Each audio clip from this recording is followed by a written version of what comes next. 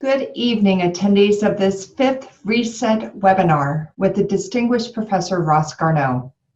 Welcome back to those of you who have attended previous lectures, and welcome to those of you who are attending for the first time.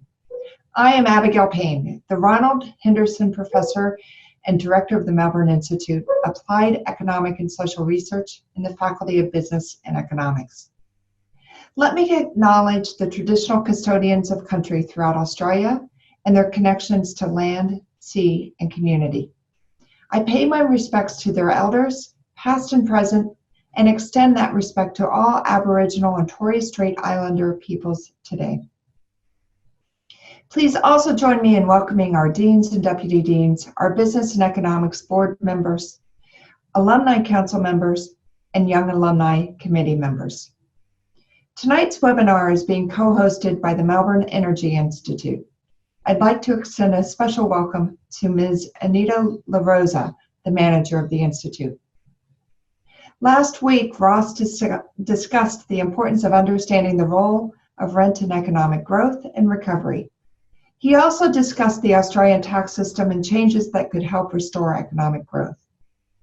Tonight, Ross is turning his attention to energy-intensive manufacturing, and the importance of free trade. Please let me remind you of a few housekeeping matters. This lecture is being recorded and will be available online afterwards. Ross will deliver his lecture and then address your questions and comments. Please note, I am relying on the Q&A function found at the bottom of your screen. You can submit questions at any time throughout the lecture using this function. For those of you who are new to this lecture series, Professor Ross Garnaut is highly regarded in Australia for the roles he has played to influence economic policy and international relations. Ross's long-standing career has encompassed a range of positions that have included policy advisor, diplomat, and businessman. I am delighted to call him my colleague at the Melbourne Institute.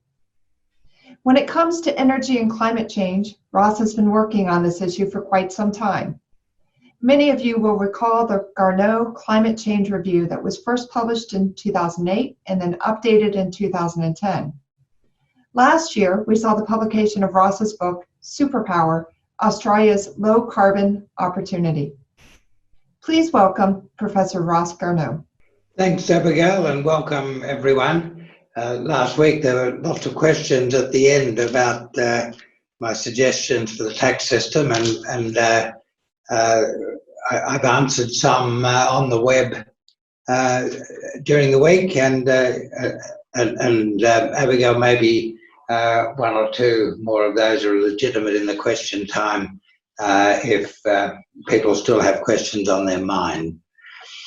Before the pandemic demanded our attention, Australian minds were on the bushfires. Not only Australian minds. The Australian summer fires were a focus of global attention on the impact of climate change. For several months, they heightened awareness of the importance and urgency of bringing an early end to the greenhouse gas emissions that were driving temperature increases and disruption that flowed from them. My own book, Superpower, mentioned by Abigail, was published just before the fiery summer and was receiving much attention. Superpower reviewed the scientific analysis informing us that average temperatures would keep rising until net emissions of greenhouse gases fell to zero. If we start now and move in a straight line to zero net emissions, the whole world will have to be at net zero by the middle of the century to hold temperature increases on average to 2 degrees. The goal set in Paris in December 2015 to hold the increase as close as possible to 1.5 degrees would need zero to come earlier. A late or slow start would need an earlier and faster finish. The world as a whole, and especially Australia, have powerful economic interests in achieving the 1.5 degrees goal. I explained in Superpower that the shift of production of low emissions equipment to lowest cost sources, especially in China, advances in manufacturing knowledge, and falls in global interest rates have radically reduced the cost of removing emissions. Greater knowledge of opportunities for capturing carbon in the landscape has contributed to the same end. Australia, relative to its population and economic size, is exceptionally well endowed with renewable energy and land sequestration resources. Play our cards right, and the global movement towards low and then net zero global emissions will establish rich new areas of comparative advantage for Australia in the world economy. Our natural advantages in solar, wind and land resources make Australia the economically rational home of much of the world's energy-intensive metals and biochemical processing industries. We could be an energy superpower of the low-carbon world economy. This would support a new era of economic prosperity for Australia, with benefits concentrated in rural and provincial areas. Hot and dry Australia, located in a region of vulnerable developing countries, is the developed country likely to be damaged most from global increases in temperature. Through taking advantage of its low carbon opportunity, Australians would do well for themselves economically, while they made contributions to the global effort to contain the costs of climate change. Australia contributes about 1% of global emissions. Turning iron ore into iron metal using zero emissions technologies, most likely renewable energy to hydrogen in place of coal, would remove 7% of global emissions. Nearly 3 times Australian domestic emissions would be removed by processing Australian iron ore into iron metal using renewables hydrogen at home. Australia could take the lead in the task of transition to zero emissions production of iron, aluminium, silicon, many other metals, ammonia, and many other chemical manufacturers. Superpower accepted that the politics of climate change in Australia over the past decade had poisoned the well of the economically most efficient policies for reducing emissions in Australia. Nevertheless, all Australian state and territory governments have made major commitments to the energy and industrial transitions. And none of the Commonwealth's electoral commitments for this Parliament need block progress towards the building of the superpower. Late in the fiery summer, the Commonwealth Government was moving towards pragmatic acceptance of measures to reduce emissions where this did not run strongly into other interests. How has the pandemic recession affected these possibilities and developments? Nothing that has happened with COVID has weakened the superpower narrative. As we will see, acceleration of the transition to the productive new economy will be highly advantageous for rapid achievement of full employment and for post-pandemic incomes growth. Carbon dioxide keeps on doing what carbon dioxide does, whether and whatever humans are thinking about it. More carbon emissions are going into the atmosphere than are being withdrawn, so concentrations are continuing to rise, and with them the trend in temperatures in the world as a whole. Climate change and the energy, transport, industrial and biospheric transitions have for the time being receded in public and government discussion about policy. The underlying economic and political realities have been changing in complex ways. There's been a larger fall in global emissions through the pandemic recession so far than in any year in the past 7 decades. Travel by plane has just about ceased and by car fallen sharply, leading to substantially reduced use of oil. Lower industrial production and commercial power use have reduced combustion of coal and gas.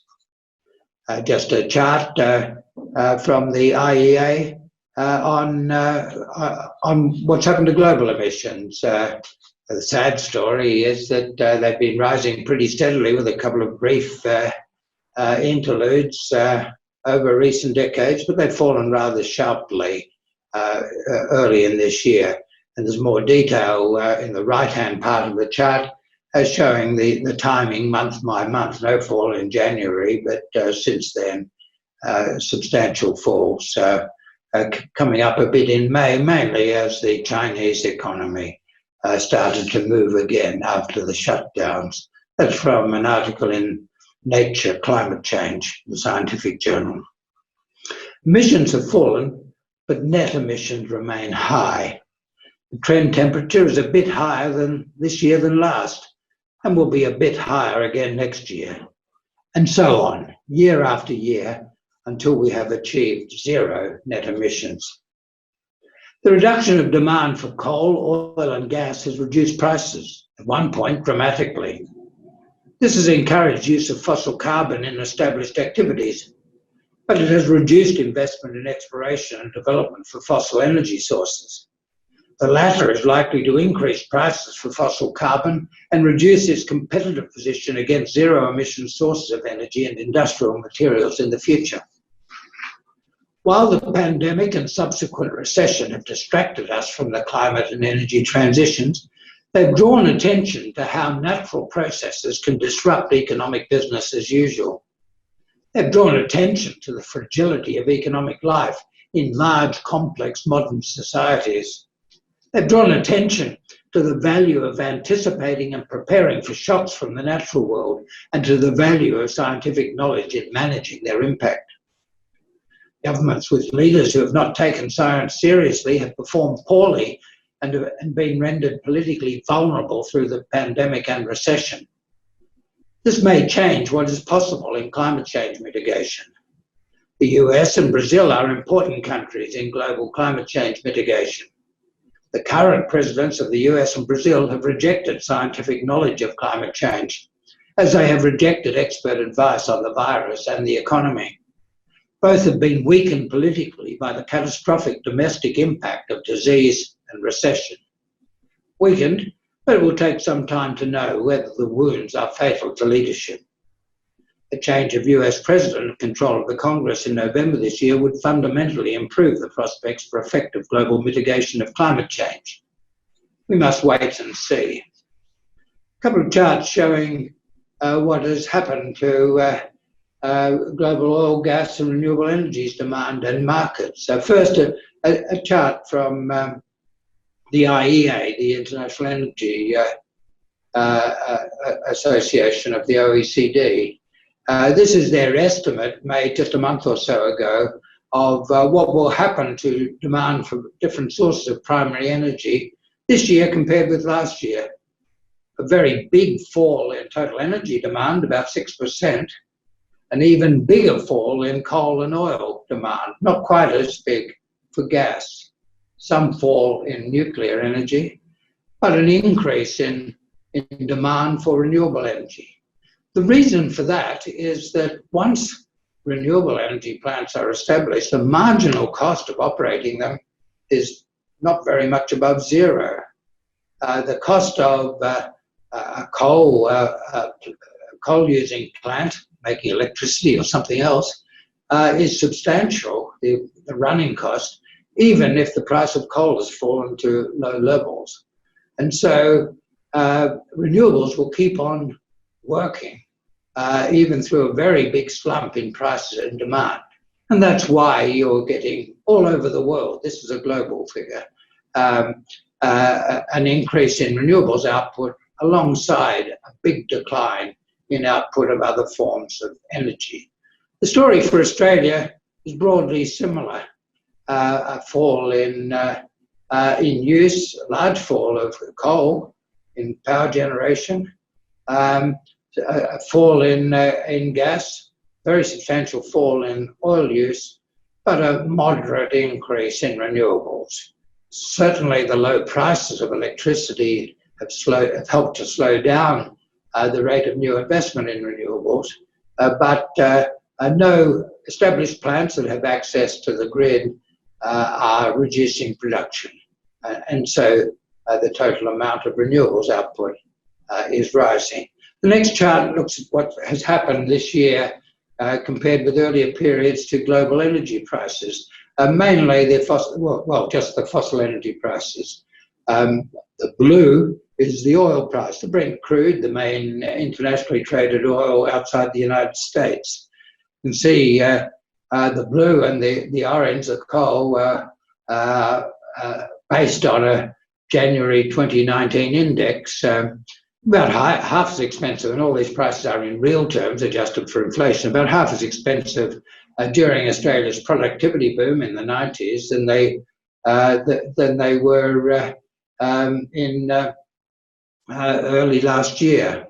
and coal and crude oil a similar discount on prices last year. Both coal and oil increased prices a lot during the resources boom. Crude oil prices even more than coal. Interestingly, they didn't come down during the dog days. Global demand for coal and oil was strong enough to sustain, on average, slightly higher prices, somewhat higher prices in the dog days than during the resources boom.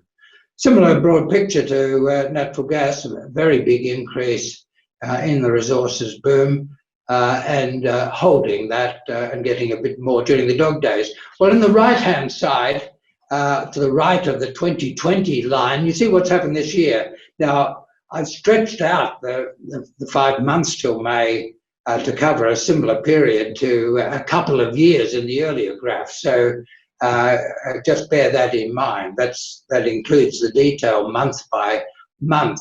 At the beginning of the year in January, crude oil, coal, and gas were already at lower prices than they were on average during the dog days. In the case of crude oil, slightly higher price than the 100, which represents the price in January 2019. But month by month, all three have declined in price as demand fell around the world for oil, gas, and coal. The biggest decline was for oil, but significant reductions in price of coal and LNG. There's been some stabilization since then, but no sign that these prices will go back to anything like they were during the resources boom and the dog days. This had a very big effect on the value of companies in the oil, gas, and coal sectors. Here I've picked out 4 United States fossil energy companies, 3 in the United States, 1 in Europe. The blue is what was once America's largest coal company, Peabody. Again, January 2019 is 100. This is an index. Since January 2019, the price of America's major coal company has fallen by nearly 90%, reflecting a combination of reduced demand and that was happening through 2019, but has gone substantially further through 2020 so far. A similar profile, but less extreme for the 3 big oil companies, Exxon, the red line, Chevron, the orange line, and Shell, the green line. The solid black line is the average of share prices in the United States, the average market capitalization of companies on the New York Stock Exchange. And you can see there that since the beginning of the year, the 2020 line, first of all, there was a very big reduction in price on average of companies. A fair bit of that ground has been retraced over the last couple of months. Also a retracement of the fossil energy companies, but only a partial retracement of very much larger falls. The next chart tells the story of some Australian energy prices. Here I've just extracted the data for wholesale electricity prices, and I've taken 2 states in the national electricity market. The orange is South Australia and the blue is New South Wales. Forget the dotted line for a moment. These are annual averages year by year, and the solid lines are the average so far in 2020. A couple of interesting features of this line. One is the very large fall in New South Wales average prices this year compared with the average for the last several years. That substantially affects reduced demand in New South Wales with the COVID restrictions and then recession. But an even bigger fall in South Australia.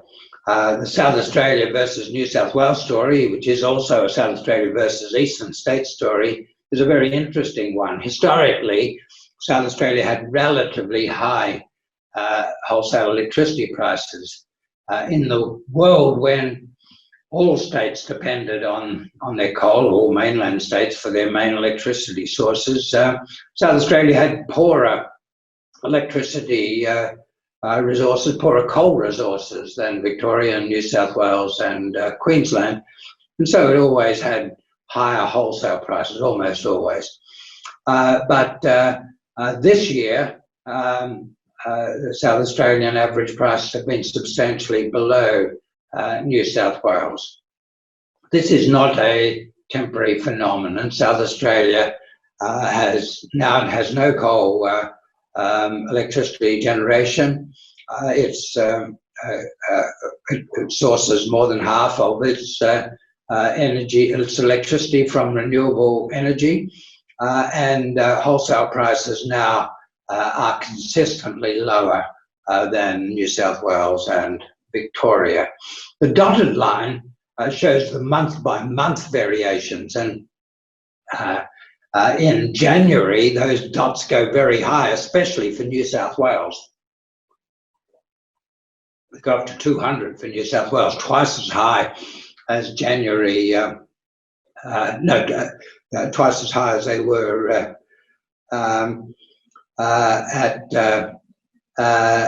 the beginning of the year, or on average last year. South Australia went up to 25% higher than on average last year. And that's because we had a pretty hot summer, disrupted especially in New South Wales by bushfires, and heat and fires are very disruptive of the old Australian energy system. There were failures from time to time of coal generation plants and loss of some transmission through bushfires, and that shot at prices in January up to very high levels. But with the reduction in demand coming with the restrictions of COVID and then recession, you've had dramatic falls in price. Again, South Australia's staying below New South Wales, but remaining at very low levels. And in both New South Wales and South Australia, established renewable energy plants just kept on going and bidding their output into the market at whatever the price was, because their marginal costs of production, the costs of keeping on going once the plant was built, are close to zero. While renewable energy companies suffered from lower revenue, from low prices, from low demand, they did not reduce their output. In the case of coal generation, you had big reductions in price, but they also had to reduce their output, and so the effect on profitability was greater there. The next chart shows the effect on market value of Australian fossil energy companies, the equivalent of that chart I showed for the United States. This is in Australian dollars. The blue again is coal, one of Australia's biggest coal companies, Whitehaven. You can see there that taking January 2019 as the start of the index at 100, the value of Whitehaven is only about 1/3 of what it was then.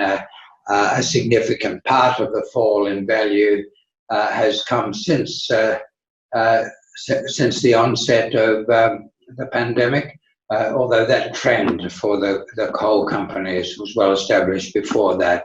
Similar pattern for the Australian oil and gas companies to that which we saw for the American oil companies. A very big fall with the first impact of the pandemic recession, partially recovered since then. Again, I've got the solid black line showing the average of share prices, which did not fall anywhere near as much as the fossil energy companies. Also, for interest, shown the share price of a company whose main assets are regulated infrastructure assets, regulated transmission and distribution lines. Value held up there, and that's because they're guaranteed a rate of return, like a government bond. When the whole market slumps, they are guaranteed a rate of return, and even if there is reduction in demand, they are compensated over time for that by higher prices.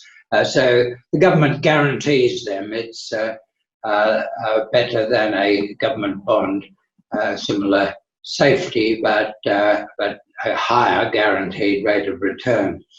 Well, what have been the effects of low oil, gas, and coal prices? First, low prices reduce the cost of industries using fossil carbon.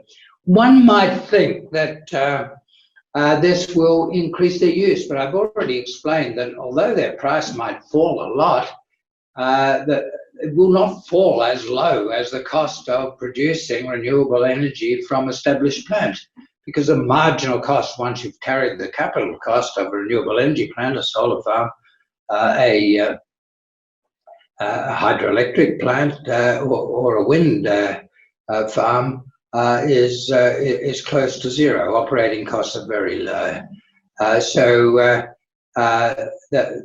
Certainly the fall in the price of oil, gas, and coal reduces the cost of industries using fossil carbon, but it doesn't reduce them enough to be able to compete at the margin with renewable energy. The falling price reduces incentives to invest in exploration or new mine development for oil, gas, and coal prices. We've seen announcements of cancellation or postponement of several very large gas developments. Not so much developments, but the failure to hear news. But we don't hear news of new mines being developed. There's just quiet receding into the distance of mines that have been the subject of much comment earlier. One recent exception in terms of development approval recently, Queensland mine, but whether or not that mine is actually built, we must wait and see. The low investment in oil, gas, and coal raises expectations of future prices. So the fact that there's no expenditure now on exploration and new mine development means that future prices are going to be higher than they otherwise would be. So someone building a new industrial plant has to take into account the fact that future gas, coal, and oil prices will be higher. Well, just to dig into that a little bit and look at what happens in these circumstances to establish renewable generators. Their output has been unaffected by recession. So that the slump in demand, in this case for electricity, it's been bigger in New South Wales than other states, is entirely absorbed by cutting back of production of plants using fossil energy. And the reason for that is that no matter how much the price of coal and gas falls, the marginal cost of producing a unit of electricity from those sources remains higher than the marginal cost from solar or wind. consequence of a decline in demand, several percent of electricity demand in New South Wales, but maintenance of renewable output is that the renewable share of generation increases. The fossil electricity profitability is damaged by lower price and also by lower market share. Renewables companies suffer from lower price, but they're getting a higher market share and are able to place all of their output. The rising renewable share makes power price more variable, and that creates another problem for coal generators, who once they start producing can't easily turn up and down output. Gas plants can do that more readily, so the rising renewable share means that coal loses out relative to gas through less flexibility.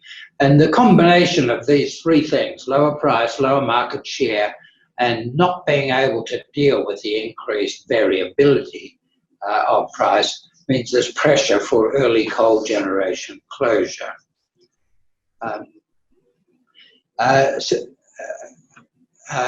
In this chart, I look at what's happened so far this year in the shares of electricity generation by source. If you go back to the first decade of the century, most of the renewable generation, the green, was from hydroelectric plants, and solar and wind gradually began to rise from about 2010. Again, we've stretched out 2020, so you've got month-by-month data, whereas the more compressed data for the earlier years are annual averages, and we can see that there's been a continuation of the increase in the market share of renewables this year, at the expense mainly of coal. We can go on to looking at how the total cost for renewables relative to expectations of costs of fossil energy are leading to stronger incentives for investment in renewables. I've mentioned that the absence of investment now raises future prices of coal, gas and oil, or expectations of them. The total cost, capital and operating, plus the cost of firming, of having batteries or pumped hydro or demand management or transmission to average availability of renewable energy from different sources. Including those costs, renewables are still lower than brand new fossil generators, even with the new low fossil energy prices. And certainly when you add in the expectation of higher future prices, the incentive for investment in fossil generation is just not there. This means that the market pressures are all about incentives for new capacity, for post-pandemic demand being entirely renewable. And these pressures are enhanced by carbon risk inhibiting investment in fossil energy.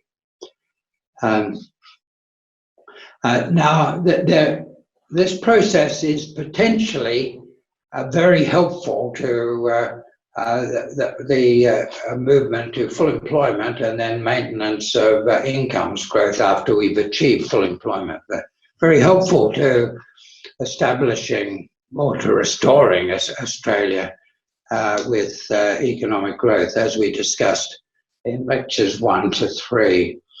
There'll be pressures for replacement of about 20 gigawatts of coal generation.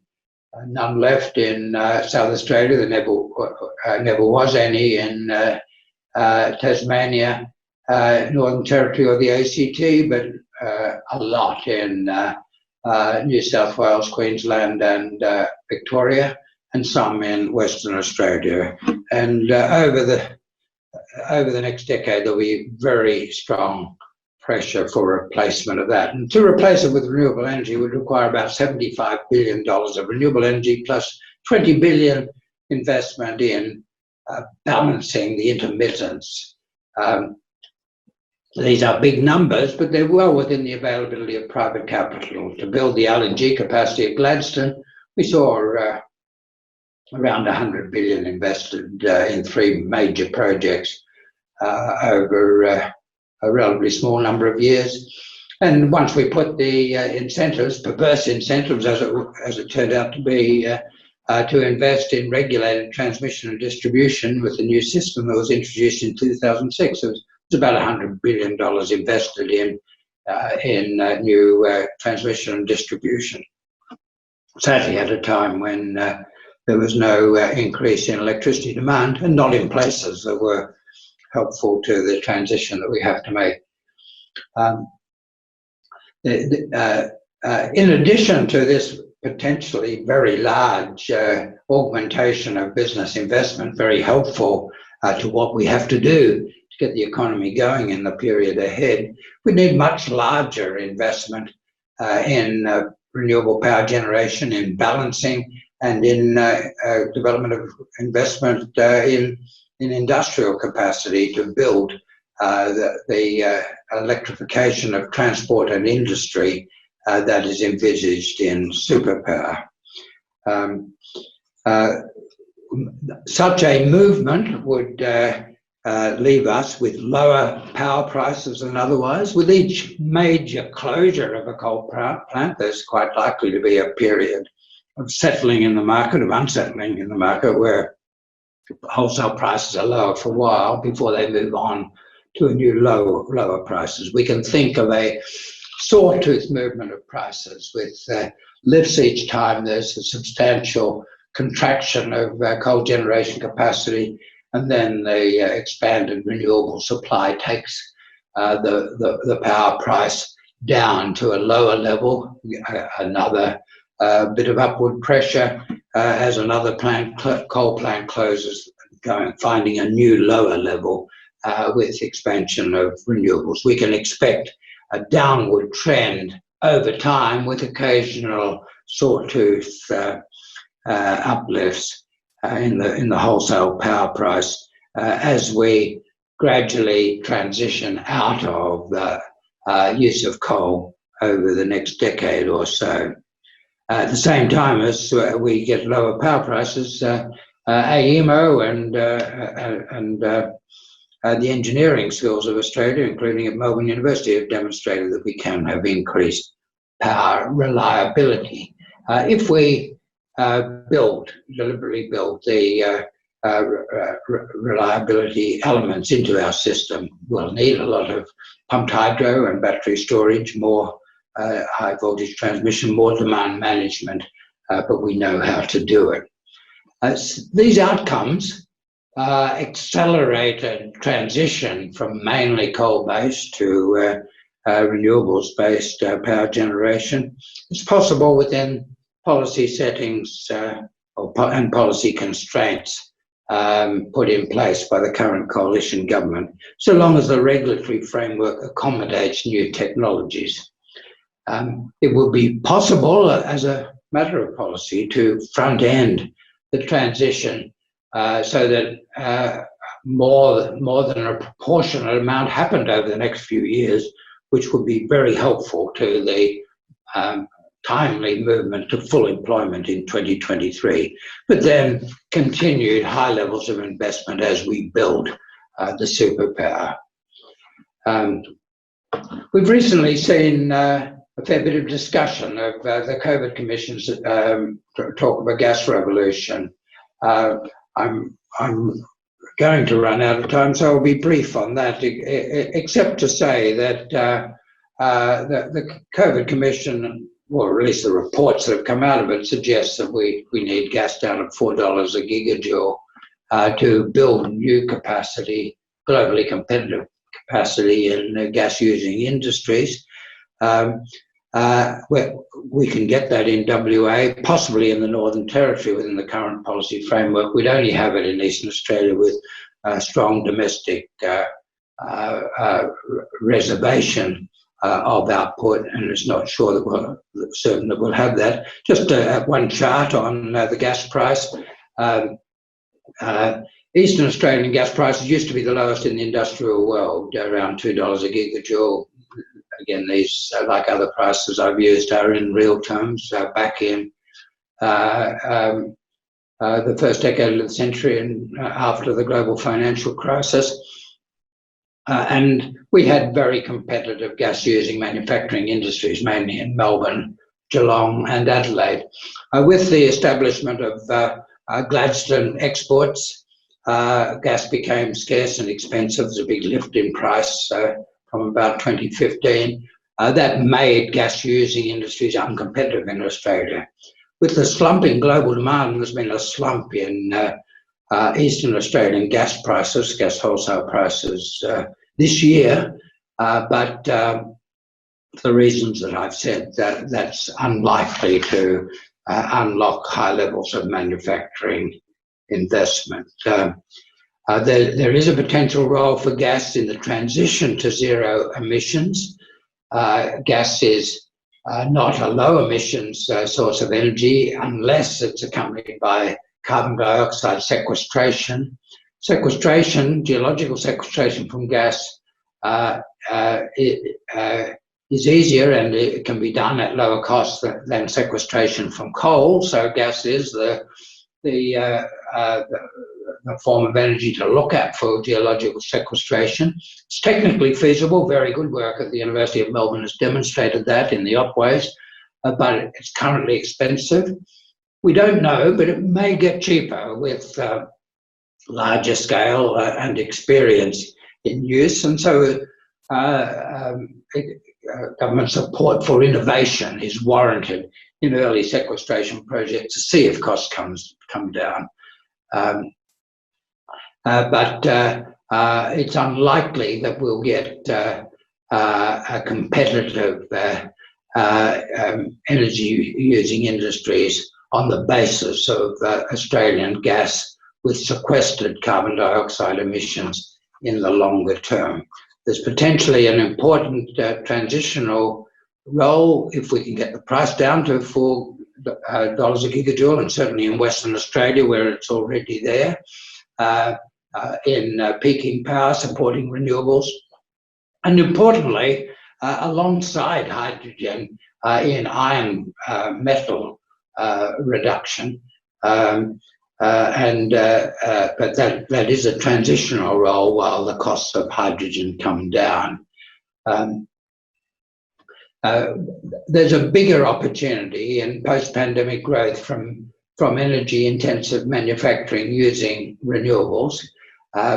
Right at the moment, global demand is weak and prices are low for iron, for aluminium, for ammonia, for silicon, for most metals and most commodities for that matter.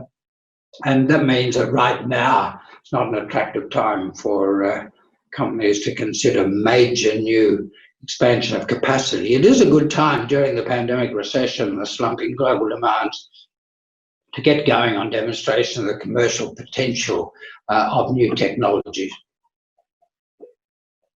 And then they'll be in place to be the source of major expansion as global demand strengthens through the 2020s. And post-2023, making use of these opportunities could be a major, perhaps the major source of business investment driving continued incomes growth after the establishment of full employment. I've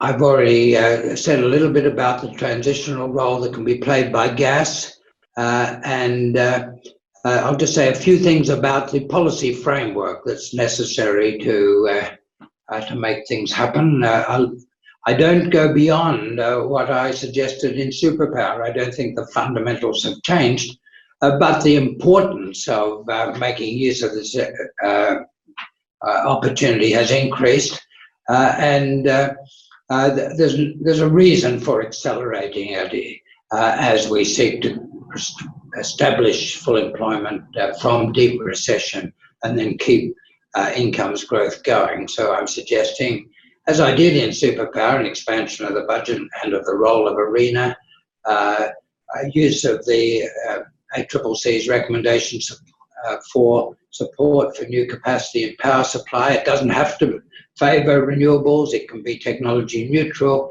In practice, it will favour renewables for the commercial reasons that I've mentioned.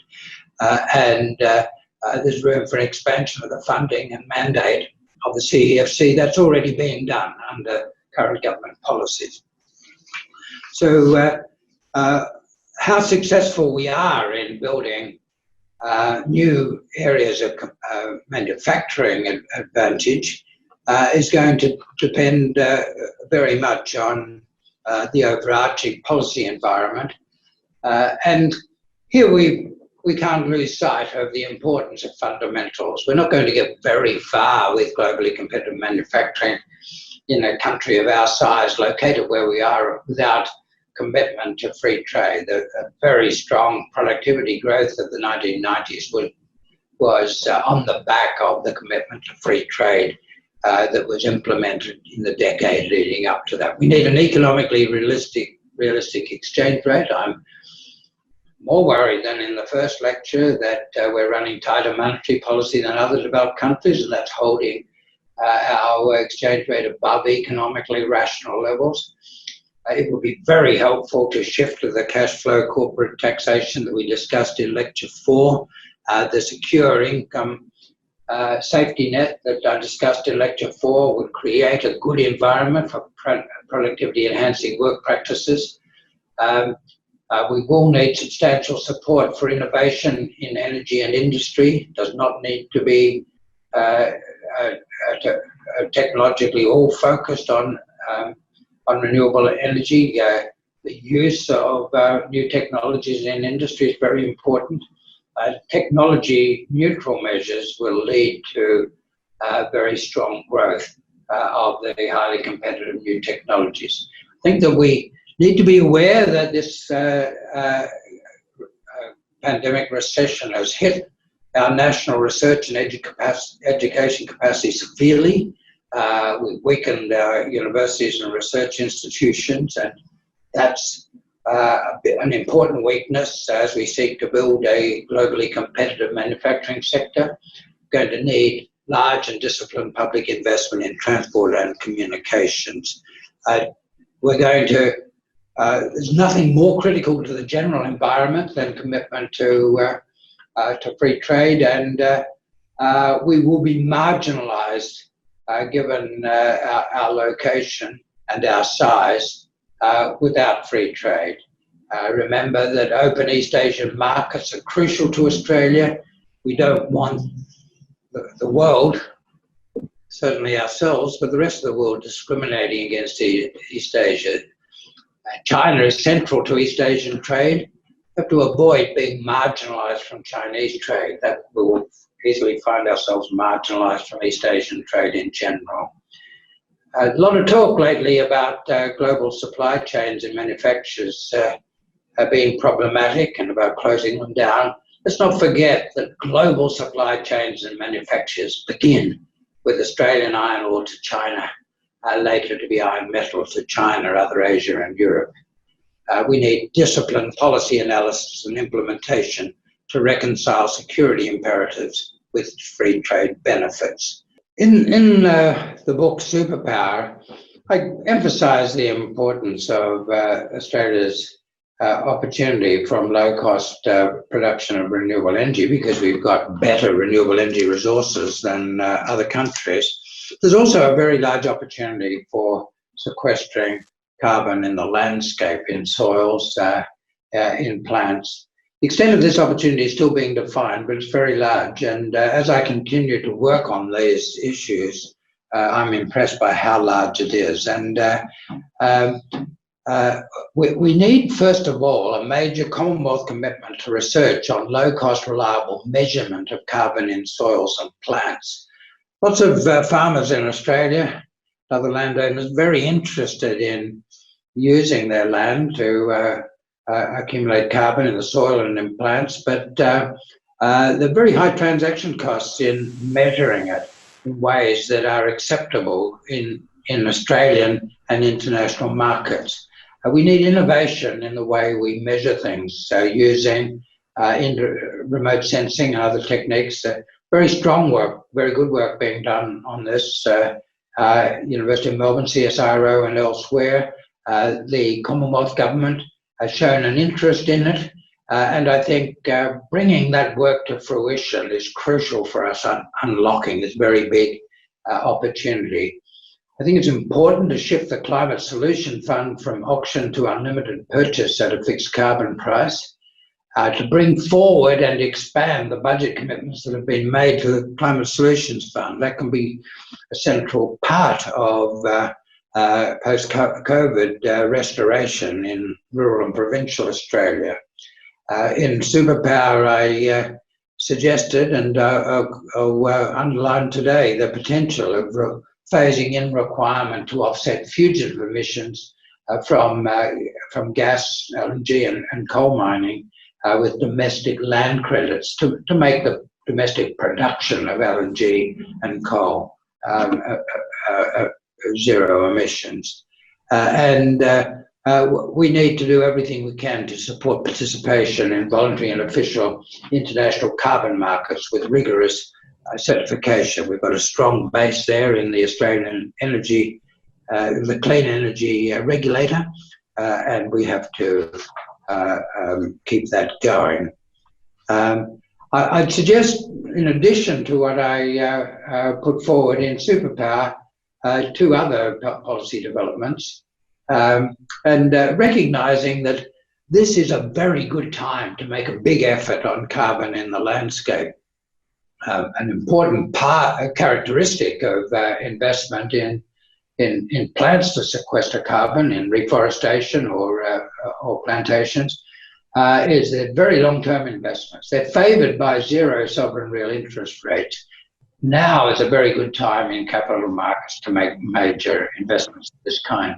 And of all the kinds of capital expenditure that you might do, the most labour-intensive capital expenditure is managing the land, planting trees, ideal for the rapid movement to full employment entirely in regional Australia. So I suggest two new policies in addition to those I put forward in Superpower. First, post-pandemic new policy one, the sovereign balance sheets be used in partnership with owners of suitable land to share profits using CFC or state equivalents. Post-pandemic new policy two, to allow landowners to opt into a program that is designed to achieve zero net carbon or positive net carbon in soils and plants. Once landowners opt in, they would be rewarded for increases in carbon. They'd be penalised for reductions. You could then relax some restrictions on land clearing, for example, with landowners being free to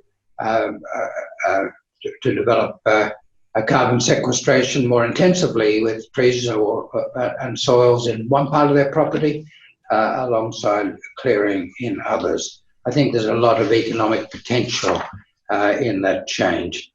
So in conclusion, what role does building the superpower play in post-pandemic recovery and then restoration of Australia? Large increases in private sector expenditure are necessary to complement the temporary injection of demand from fiscal stimulus and moving towards full employment, and then to sustained incomes growth. An increase of at least 4 or 5 percentage points of GDP above late dog days levels may be required. $80 to $100 billion of extra private investment each year. From whence are we likely to get it? In particular, where will the opportunities emerge for large-scale investment in and production of tradable goods and services to sustain full employment at stable and then rising standards of living with sustainable levels of debt? There are some big headwinds. Business investment was low and falling in the dog days preceding the pandemic. Nothing in post-pandemic conditions will help to lift it. not domestic consumer demand, with average incomes lower, at least until we are approaching full employment. Housing investments will be lower with the decline in immigration. The large universities building program will stop. The real exchange rate is high, and the Reserve Bank is running monetary policy tighter than the rest of the developed world to keep it high.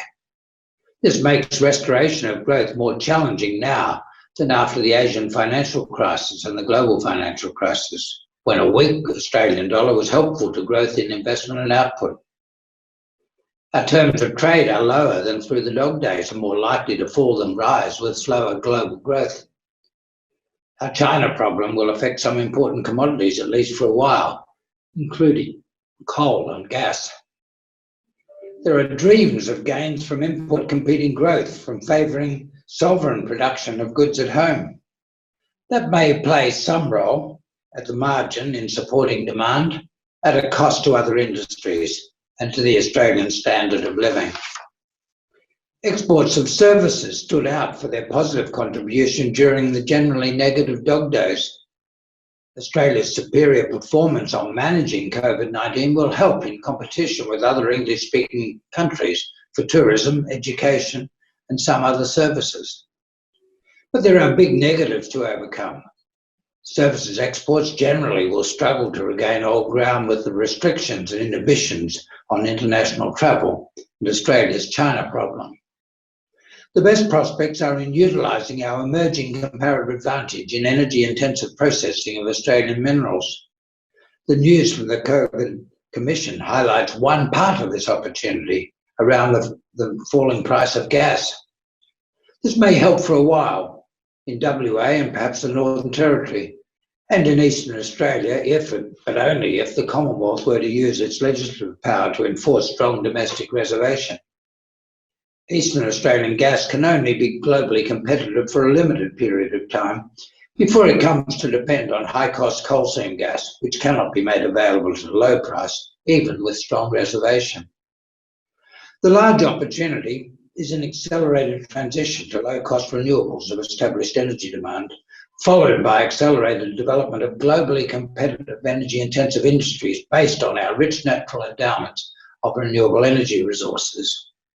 The good news is that these prospects are very large enough to provide a major part of the private investment required for full employment by 2023, large enough to make a major contribution to incomes growth beyond full employment. This could be supplemented by rapid increases in the land-based sequestration of carbon emissions and the first commercial examples of the new energy-intensive manufacturing technologies. There are no comparable opportunities for private investment on this scale in other parts of the economy in the period ahead. The superpower opportunity will be centrally important should Australia choose restoration over dog days as its post-pandemic future. Post-pandemic restoration will require Australian participation in open Asian and world trade. That, in turn, depends on finding ways of reconciling economics and security. That is the subject of the 6th lecture in the series next week. Thanks, Abigail. Over to you. Thank you again, Ross. Let me quickly move on to some questions before we have to wrap up. So the first question is, what do you think are the key elements to the regulatory framework that would be needed to support renewable investment? Our biggest problem at the moment is transmission. In Superpower, I suggested that it's a bit too hard to reform the current regulatory system, and what we could do is facilitate new private alternatives to the regulated transmission system. There's some details of that in Superpower, but I think that's a very important one. We need the pricing systems to reward externalities that are favourable to development of a low-price, reliable, secure system. One very important one is movement from pricing in 5 minute, from half-hour averaging of pricing into 5-minute periods. Very technical, maybe arcane matter, but one that is a problem for the introduction of modern technologies in stabilizing the grid, providing secure services from demand management and batteries, for example. I think that a lot of the issues that are being raised by AEMO, the Australian Energy Market Operator, and its chief executive, Audrey Zilberman, are very important. A lot of detailed regulatory changes that get us away from a system designed simply to keep coal generators going into one that can handle decentralization and flexibility. Okay, great. Thank you. The next question is actually thinking about the economics of investment. In this question is, what do you think about the economic decision about investing in the technology today versus waiting for the technology that may be available tomorrow? Well, one thing about the transition to zero emissions is that we don't have very long. Tomorrow may be a very uncomfortable place if we don't get going today. We understand a lot in economics about innovation. We know that necessity is the mother of invention, that you accelerate innovation if there are economic incentives for it. A lot of early work in agricultural economics, Garnaut and others in the United States, showing that the rate of technological improvement in growing corn was very much dependent on the price of corn and the profitability of investment in corn. So once you recognize that there are externalities in innovation, and that innovation, the rate of innovation is a function of the expected profitability of innovation, then providing incentives for innovation is very important. But what I discussed last week, the movement from a standard corporate income tax system to a rent tax system, a cash flow based system, would actually improve the incentive structure for innovation. So that would be a help.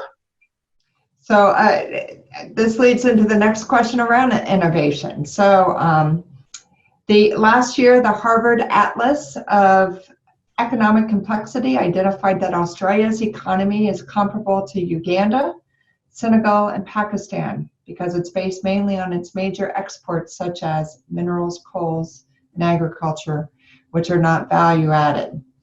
And so the question that is arising is, what do you think have been the impediments to Australia diversifying into technology and innovation rather than continuing to support low complexity businesses? Well, I don't think that work at Harvard is very good work.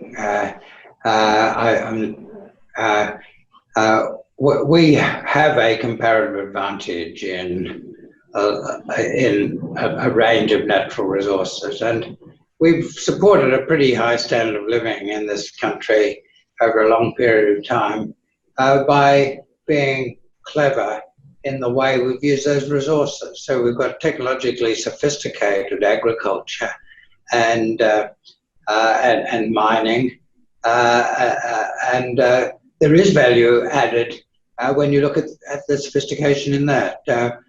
In metallurgy and processing minerals, a lot of basic techniques have been developed in Australia. The whole process of flotation of sulfide ores to extract metals was invented in Australia and first applied in Broken Hill. The most advanced use of equipment in mine involving remote use of bulldozers and trucks and shovels in the Pilbara run out of offices in St George's Terrace in Perth is high value adding in mining. And our third biggest export industry is tertiary education. There's no more brain intensive industry than that. It's proportionally a much bigger industry in Australia than the United States or Europe or Japan or or China, no comparison. We're doing a fair bit of damage just at the moment, but the fact that it sits there as a major industry makes a case against the quality of that Harvard Index, which doesn't mean to say we've got no problems.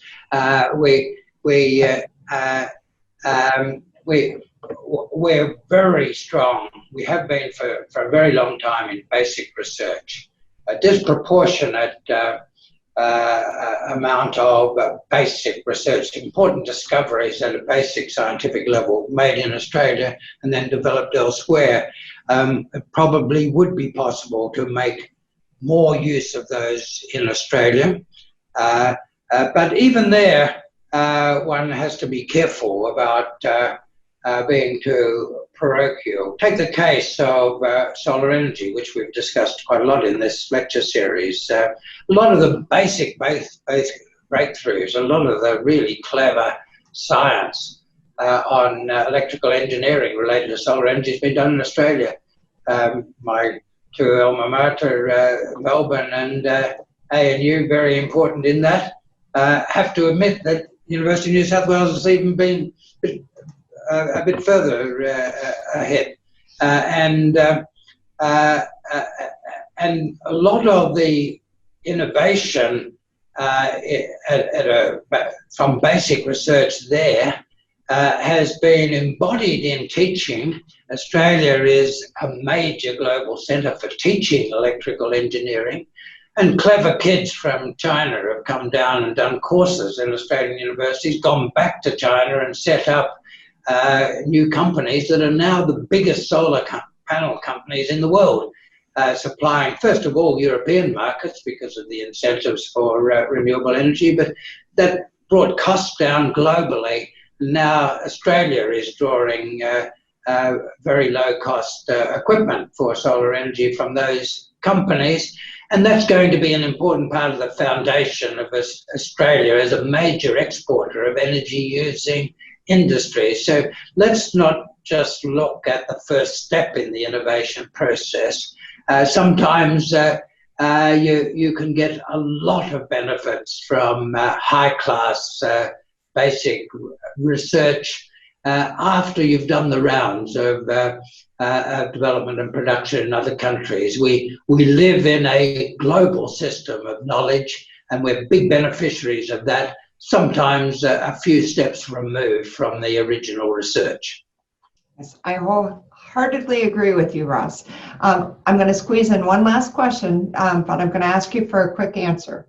What is your view of a carbon border tariff? I used to be very worried about the idea because I've always been on the front line of defense of free trade.